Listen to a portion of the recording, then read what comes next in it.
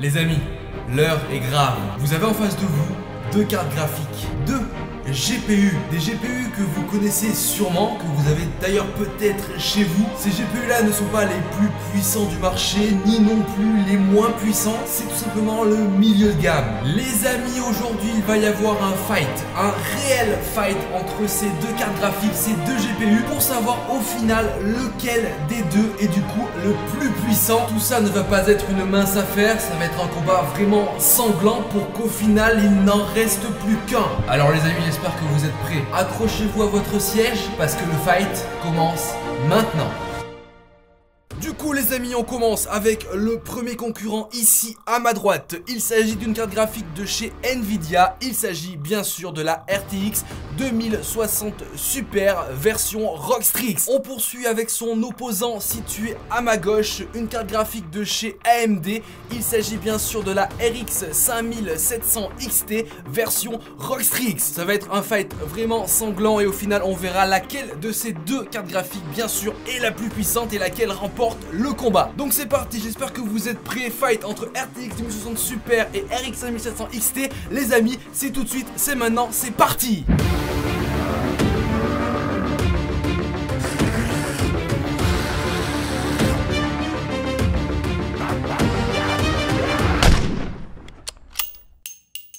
Bonjour à tous, c'est Adrien, j'espère vraiment que vous allez bien. Vous l'aurez compris, aujourd'hui dans cette vidéo on va faire un fight entre deux cartes graphiques, deux monstres de puissance, l'une de chez Nvidia et l'autre de chez AMD. Donc comment va se dérouler ce fight? Ça va être vraiment très simple. Déjà avant de commencer, voilà, tu n'oublies pas de mettre ton petit like, ça fait toujours plaisir et ça me soutient. Et aussi tu n'oublies pas de t'abonner à la chaîne en activant la cloche pour bien sûr recevoir toutes les notifs. Alors sinon à part ça, ce fight va se dérouler bien sûr en plusieurs étapes, en plusieurs tests. On commencera bien sûr par un premier test de benchmark qui sera lui noté sur 2 points. Ensuite on poursuivra avec un test de rendu vidéo sur le logiciel Adobe Premiere Pro, lui aussi sera noté sur 2 points. Enfin on fera bien sûr un test de jeu, bah oui classique, celui-ci sera noté sur 3 points. On regardera aussi laquelle des deux cartes graphiques est la meilleure en termes de température, ça sera noté sur 1 point. Enfin avant-dernière étape, on comparera le prix de ces deux cartes graphiques, ça sera noté sur 1 point. Et enfin dernière étape, il y aura un demi-point qui sera décerné à l'une ou l'autre des cartes graphiques pour ses fonctionnalités. Donc voilà, vous avez un panel de tests vraiment complet. Normalement après tous ces tests là, on devrait déterminer laquelle des deux cartes graphiques est bien sûr la plus puissante. Dans cette vidéo je vais bien sûr remercier Asus ROG qui m'a fourni les deux cartes graphiques pour ce test, pour ce fight. D'ailleurs si l'un d'entre vous dispose d'une carte graphique de chez Asus ROG, j'espère que vous avez installé le petit logiciel GPU Tweak. C'est un logiciel vraiment complet pour ta carte Asus ROG, ça te permet de la contrôler, de faire des réglages, de l'overclocker, etc.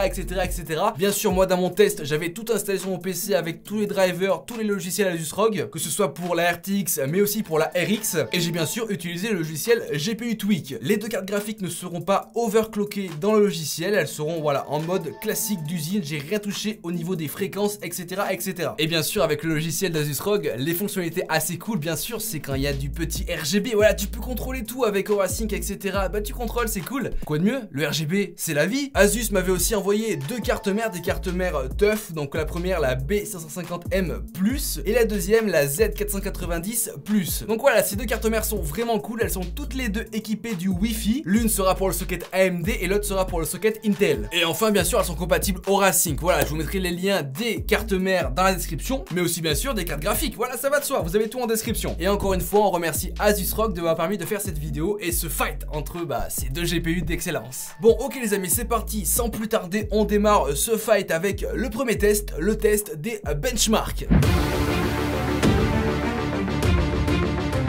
Pour ce test de benchmark, j'ai utilisé comme logiciel principal sur les deux cartes graphiques le logiciel Furmark. Du coup, pour la RTX, on obtient le score de 10 759 points. Un score qui reste ma foi très honorable, mais bon, qu'est-ce qu'il en est de la RX? Est-ce qu'elle a fait mieux, moins bien? On va voir ça tout de suite. Pareil maintenant les amis, au niveau de la RX 5700 XT que j'ai du coup testé sur Furmark, on obtient le score de 11 017 points. Et oui, la RX est plus puissante en termes de benchmark que la RTX 2060 Super. Donc voilà, voilà, déjà en termes de score, bon, c'est vrai, on est quasiment proche en termes de score, hein, c'est pas des écarts immenses, mais voilà, il y a quelques petits points de différence qui font que bah du coup la carte graphique de chez AMD est plus puissante que la carte graphique de chez Nvidia en termes de benchmark. Pour du coup vérifier et confirmer les scores que j'avais obtenus sur Furmark, j'ai fait un autre test sur un autre logiciel de benchmark. Et du coup on tombe sur quasiment le même score, la RTX obtient le score de 9061 points et la RX obtient le score de 9131 points. Donc du coup voilà, le test est vérifié, validé, c'est carré. Donc du coup au final pour ce premier test, le test de benchmark était noté sur 2 points. La RX 5700 XT Rockstrix obtient donc les 2 points et quant à elle, la RTX 2060 Super Rockstrix obtient seulement 1 point. Ok les amis, c'est parti, on continue, on passe au deuxième test, cette fois-ci le rendu vidéo sur le logiciel Adobe Premiere Pro, c'est parti. Alors tout simplement, pourquoi faire un test de rendu vidéo? Parce que bah vous allez me dire oui, c'est pas forcément la carte graphique qui gère le rendu, c'est plutôt le processeur. Et vous avez raison de me dire ça. Mais par contre, la carte graphique peut aider dans certaines tâches le processeur, du coup qui aura moins à être utilisé, car des tâches seront directement faites par la carte graphique, et du coup votre rendu vidéo sur Adobe Premiere Pro sera plus ou moins long. C'est ce qu'on va voir du coup dans ce test de rendu vidéo. Bien sûr, les tests de rendu ont été réalisés sur le même logiciel, Adobe Premiere Pro, mais aussi sur la même vidéo, sur la même timeline, sur le même projet, voilà, pour que ce soit carrément équitable. Ok, c'est parti, on commence du coup avec la RTX 2060 Super Rockstrix. On lance le rendu sur Adobe Premiere Pro, bien sûr, je vous l'accélère parce que je suis gentil. Et au final, avec la RTX, on obtient un rendu vidéo en seulement 4 minutes et 36 secondes, avec une moyenne de température aux alentours des 50 degrés. Donc voilà, 4 minutes 36 secondes pour un rendu vidéo, surtout que c'était des fichiers en 4K, voilà, 4K natif en 60 FPS, c'était assez lourd. C'est un score plutôt intéressant. Mais est-ce que la carte graphique de chez AMD va faire moins bien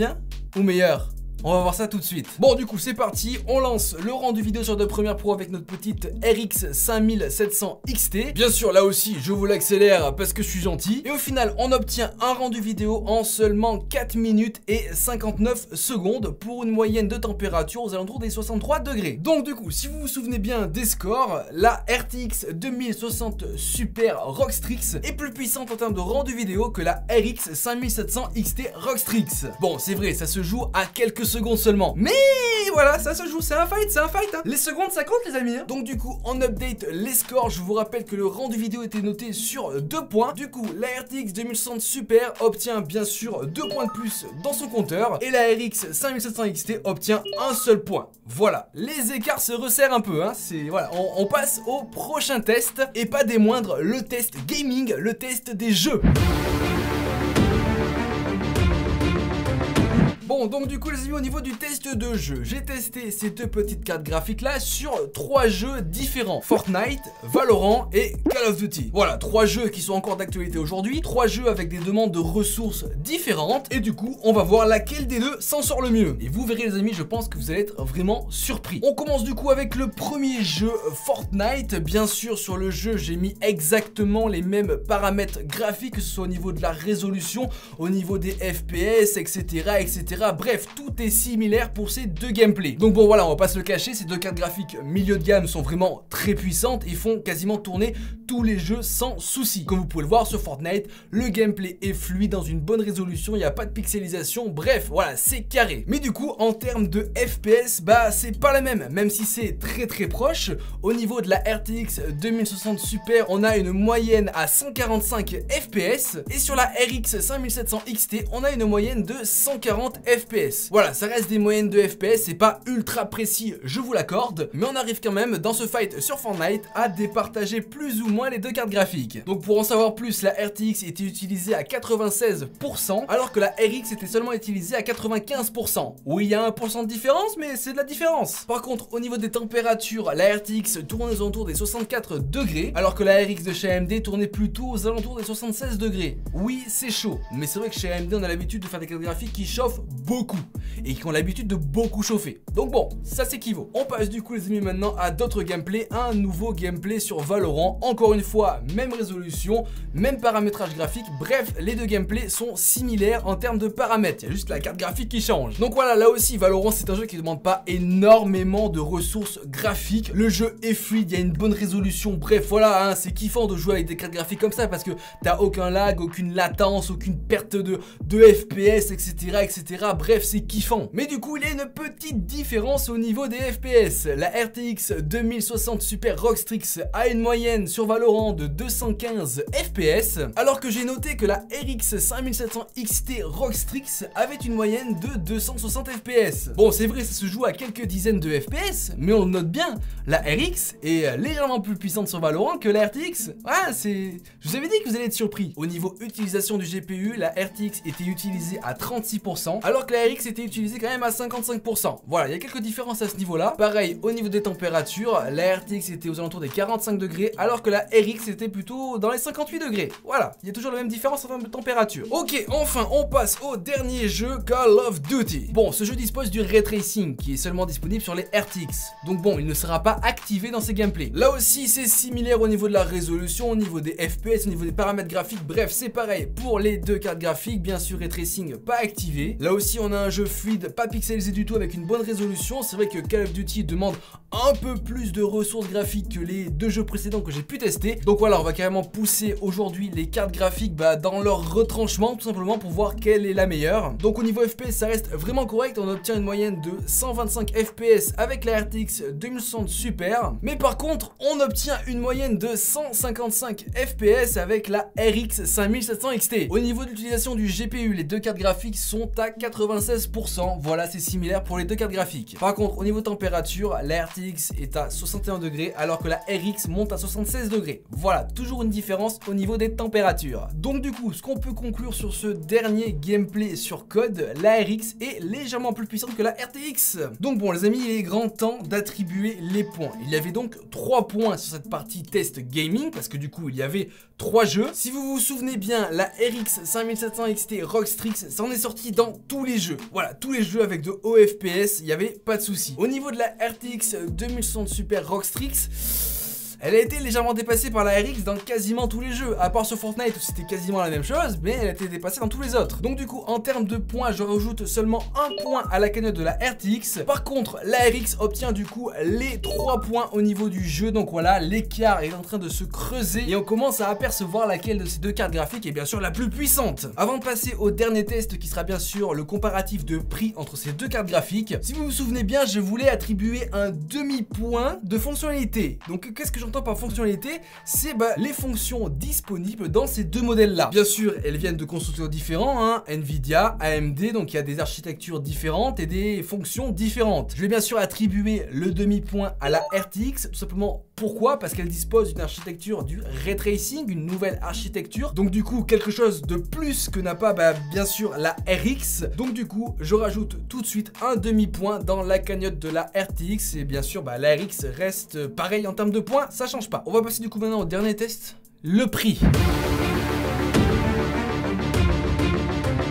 Bon donc du coup maintenant les amis, en termes de tarifs, comment ça marche, qu'est-ce qu'il en est au niveau de ces deux modèles là? Donc au niveau de la RTX 2060 Super Rockstrix Edition, vous la trouverez aux alentours des 630 €. Maintenant au niveau de la RX 5700 XT Edition Rockstrix, vous la retrouverez aux alentours des 570 €. Donc déjà rien que sur ces deux modèles, la RX est moins chère. Maintenant en termes de moyenne de prix, j'ai pris la carte graphique la moins chère et la carte graphique la plus chère. Entre les deux j'ai pris tous les prix, j'ai fait une moyenne et du coup on obtient une moyenne de prix pour la RTX et une moyenne de prix pour la RX. Pour la RTX 2060 Super, on obtient une moyenne de prix de 550 €. Et pour la RX 5700 XT, on obtient une moyenne de prix de 520 €. Donc du coup, cette dernière partie était sur un point. C'est bien sûr la petite carte graphique de chez AMD qui remporte un point de plus dans sa cagnotte. Et bien sûr, la RTX reste voilà, au même nombre. Hein. Voilà, elle avait qu'à être un peu moins chère. Ok, bon les amis, on arrive à la fin de ce fight. On a effectué tous les tests possibles et imaginables pour départager ces deux monstres de technologie, ces deux cartes graphiques. À ma droite, la petite RTX 2060 Super Rockstrix de chez Nvidia. Et à ma gauche, la RX 5700 XT Rockstrix de chez AMD. Donc les amis, voici au final le score. Donc la RTX obtient 5,5 points, alors que la RX obtient les 7 points. Donc voilà, si vous en tenez à cette vidéo, à ce fight, la RX 5700 XT Rockstrix est plus puissante que la RTX 2060 Super Rockstrix. Bien sûr les amis, je ne revendique pas ce fait là, peut-être que d'autres cartes graphiques RX 5700 XT versus 2060 Super, d'autres marques, etc., d'autres factures, il y aura peut-être pas le même score, mais dans l'absolu, la carte graphique de chez Nvidia est moins puissante sur tous les tests que j'ai pu faire par rapport du coup à la carte graphique de chez AMD. En tout cas les amis, j'espère vraiment que cette vidéo, que ce fight vous aura plu. N'hésitez pas bien sûr à mettre votre meilleur like et abonnez-vous à la chaîne en activant la cloche pour recevoir toutes les notifs. Si vous avez encore des questions et même si vous n'êtes pas d'accord par rapport au test que j'ai pu faire, n'hésitez pas à me répondre en commentaire. Vous aurez bien sûr en description tous les petits liens, déjà les liens de ces belles cartes graphiques de chez Asus ROG directement en description, ainsi que les liens des petites cartes mères teuf que je vous ai parlé en début de vidéo. Donc ouais les amis, en tout cas, moi je vous dis à plus dans de prochaines vidéos. Allez, ciao tout le monde!